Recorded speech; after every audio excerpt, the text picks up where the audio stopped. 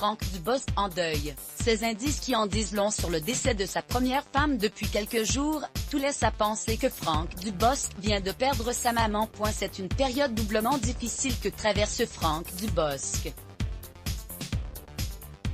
En plus de l'arrêt de ses spectacles dû à la pandémie et aux mesures sanitaires, ce dernier semble traverser un moment particulièrement éprouvant dans sa vie privée. Fin février, l'humoriste avait publié Au revoir maman sur son compte Instagram.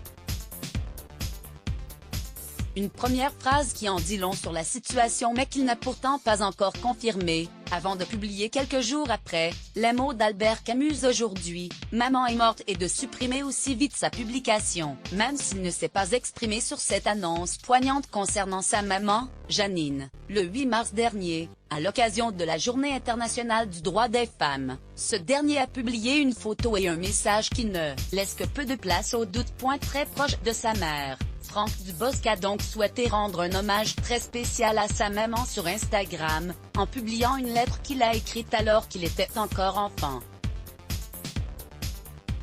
Dans celle-ci, on peut lire « Chère maman, tu es gentille comme une fleur parce que tu laves mes vêtements, tu me fais mon lit, tu achètes des aliments pour que je mange, tu gaspilles tout ton argent pour moi, tu es trop gentille maman, tu sais que j'aime les frites et les beefsteaks hachés alors tu m'en fais. Tu m'achètes des jouets pour que je ne m'ennuie pas, tu es trop gentille. Tu me donnes des gifles mais dans ton cœur, tu m'aimes bien. Merci maman. » Une lettre écrite avec le cœur, et avec déjà la reconnaissance que celle-ci a tout fait pour lui. Voir cette publication sur Instagram. Une publication partagée par Franck Dubosc officiel @fdubosc_officiel. Une publication qui a donc beaucoup ému les internautes, avant qu'ils ne se rendent compte que la légende de la photo apportait une précision bien moins joyeuse. Puisque l'on honore les femmes aujourd'hui, et tous les autres jours, j'espère, laissez-moi vous faire partager une lettre que je viens de retrouver chez elle. Les circonstances m'ont un peu obligé à fouiller ces tiroirs. Du petit garçon que j'étais à ma première femme.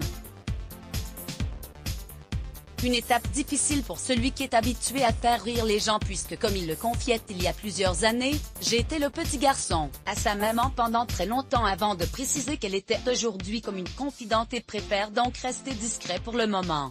À voir aussi, la rédaction.